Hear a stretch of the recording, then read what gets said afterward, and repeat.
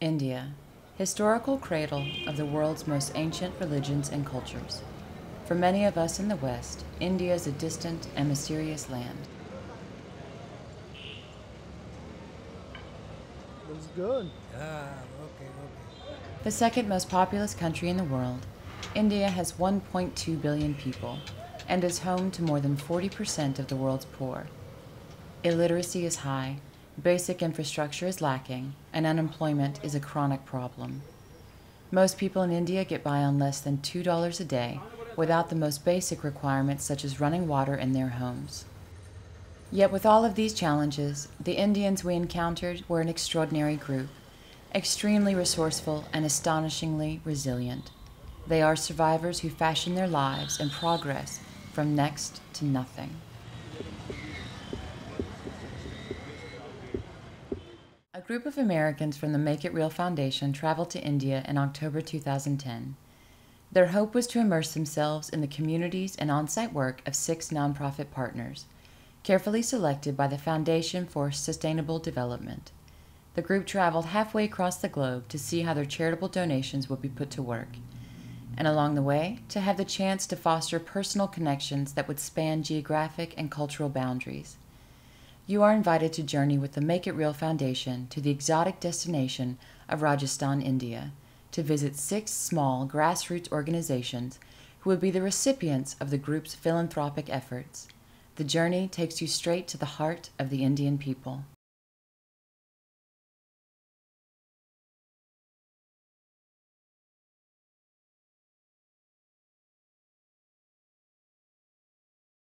There are 3 main pillars for MLPC. That is, it's working through union. We are trying to organize men mine workers into union. The second is the Federation of Women SHGs. Women SHGs have formed a federation where they represent the women mine workers. And third is the cooperatives of again men. These 3 main pillars are the main component in the MLPC to raise up their issues, take up their issues. The Make It Real Foundation was able to visit a woman's self-help group near a mine outside Jodhpur. A daycare center was operating in a small room of a home, providing food, health care, and instruction to the mine workers' children. The women, with limited rights in education, said their most cherished benefit of the group was sisterhood.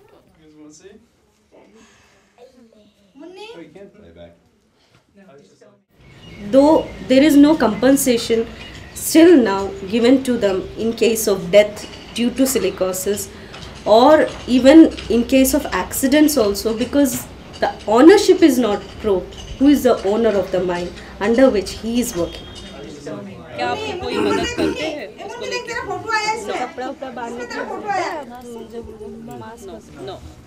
There is no shelter. You know, the heat that is here, it's about 48 to 50 degrees Celsius heat is there. During that heat also they have to work. Sometime along with the women, the smaller children also accompany. They are also exposed to this dust, this heat, this noise of the compressor and all, which gradually affects their health also.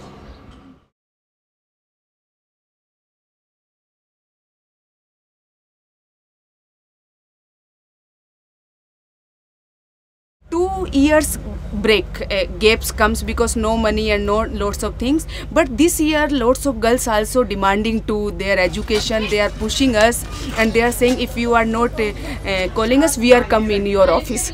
We are come your office with our bag and with our things. The Make It Real Foundation went into the slums of Jodhpur to visit women working with VCAL.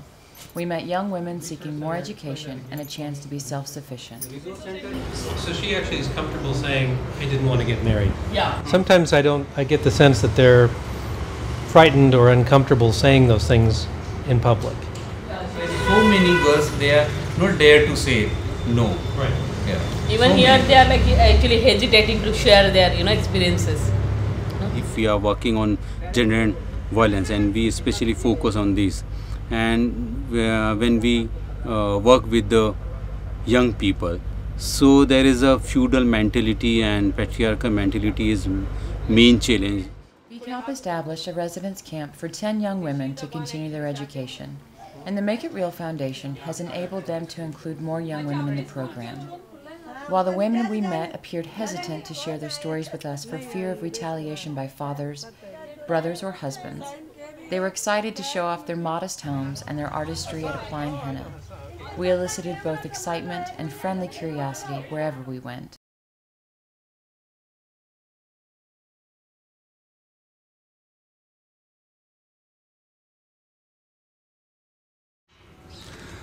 I am Dinesh Joshi. I am working in Jodhpur network of HIV positive people since 2002. Dinesh and his staff told us very moving personal stories of their struggles in Indian society once they discovered they were HIV positive. The misinformation, discrimination, and injustice that surrounds AIDS and HIV in India is heartbreaking. And where poverty, illiteracy, and poor health are the norm, many of the people suffering from the disease don't know what government assistance programs are available. JNP Plus is working to bring the government programs and the victims together. We spent an afternoon visiting an orphanage for children whose parents died of AIDS or who contracted it themselves. The modest building was lovingly cared for by JNP Plus, and the children happily entertained us with their drawings and dance moves. Supporting work like this is nothing short of transforming. I have a vision for how we can improve the quality of life people living with HIV and how we can reduce the stigma and discrimination for HIV positive people.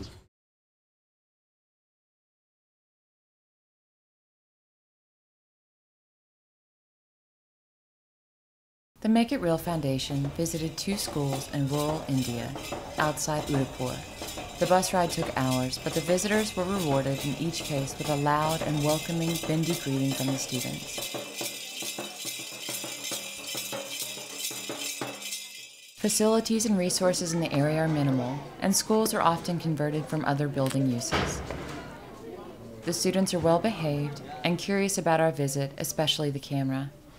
Students are jammed in classrooms and adjacent areas, sometimes with desks, sometimes not. Many come from distant reaches of the area, walking up to 2 hours to attend school, which starts at 10 a.m.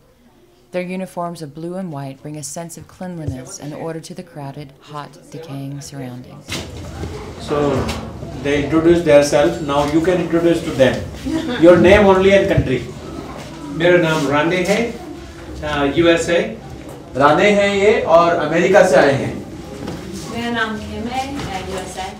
Girls are especially susceptible to dropping out of school, as their families consider girls' education to be unimportant relative to helping out with household chores and work. It's very hard to cover all the villages and all the hamlets.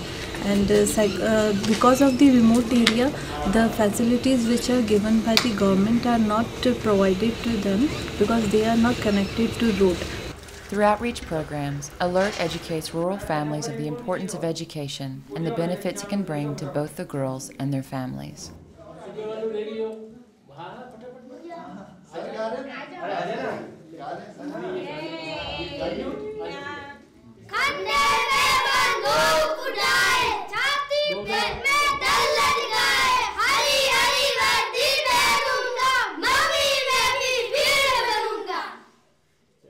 Make It Real also had a circle gathering with the tribal elders.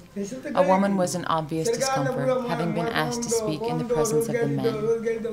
The leader of the group explained his initial concerns with ALERT's efforts to support the education of young girls, given the challenges it placed on families.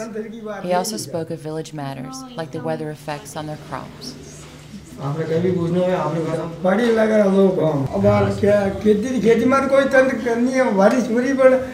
This time the rain was good, but then too it's harmful because there was so much rain, all the crops were destroyed because of that rain. So there's Not so much water is not needed for the crop. So much water is not needed. So all the crops are just destroyed. ALERT's educational outreach efforts are vital in many ways to rural India. But it was clear from our visit that they face huge economic challenges and deeply entrenched cultural biases.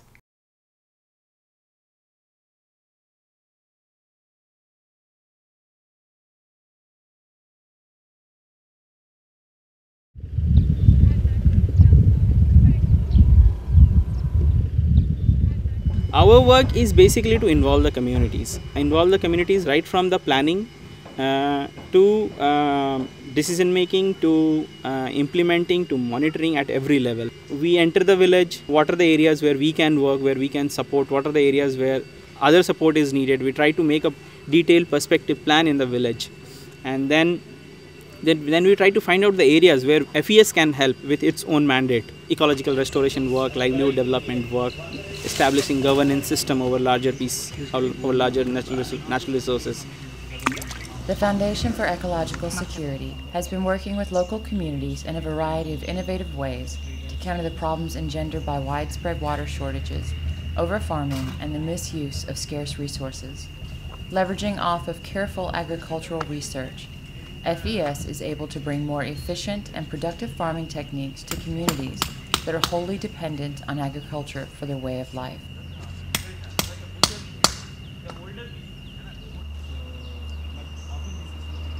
The project supported by the Make It Real Foundation is one involving reforestation. Local villagers have seen their hillsides eroded for generations. There are few trees to preserve their local ecosystem and prevent the deliberate encroachment of arid lands that are harsh and infertile. FES can provide these communities with very inexpensive saplings that can withstand the harsh conditions of the area, and with continuous local involvement, help reforest the region. When we layer it to make a map, it can be helpful in planning for a second year. A lot of secondary information. The group from the Make It Real Foundation journeyed to a rural village far outside Udaipur and met with the entire community beneath a beautiful ancient shade tree. The dry and sparse hillsides a perfect backdrop to the occasion. There the men discussed the problems they were having with their lands, while the women, in brilliantly colored saris, remained silent, carefully keeping their faces hidden from the strangers. The Westerners toured the village, getting a sense of life in a remote, farm-based community. The people had very little, but they exuded a sense of pride and purpose that was inspiring. A few years before, the village had raised a previous round of saplings to maturity, and the group inspected the garden where the new set of saplings would be raised. The likelihood of success for this project seemed high. Every stone on this land was visible because there was no vegetation.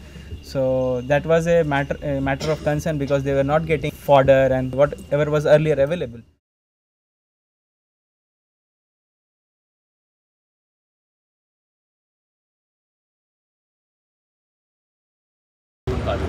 Jatan already had their existing women's groups, and for a long time we've been looking beyond the traditional, let's get an SHG group together kind of thing. And our thoughts kind of sort of precipitated towards one area that's been bothering a lot of us in Rajasthan, which is the rampant use of plastic and carry bags. So there have been small efforts here, small sporadic efforts. People have been making cloth bags and trying to supply them to larger traders and smaller traders. So Jatan said, okay, let's see if we can look at the issue of plastic, look at the issue of, look at how we can contribute to the environment. And here was this group that was ready. And the next immediate step seemed to be, let's make bags. By bags we mean cloth containers to contain pulses, rice, wheat, or to even contain vegetables. So these bags are very basic bags, so let's just go for it. Jatan and the Make It Real Foundation held a meeting at Jatan's office in Udaipur with women from a rural village far outside the city. Because of the distance, the women made their way by bus so they could discuss their plans for a self-help group to develop embroidered bags.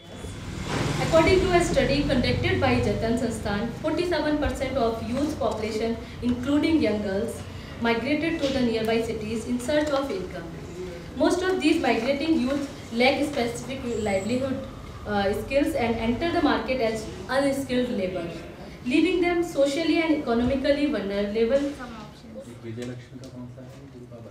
A few women in the group will be taught the embroidery skill, and they will in turn train others in their community. The group will then market and sell their handicrafts in order to increase their family income. This may then allow the men to stay with their families rather than migrating to the cities to find work. These types of simple, low-cost programs have the potential for enormous gains. They can lift women from their subservient roles and at the same time strengthen the family unit. Seeing this fundamental change firsthand is the essence of the Make It Real Foundation's mission.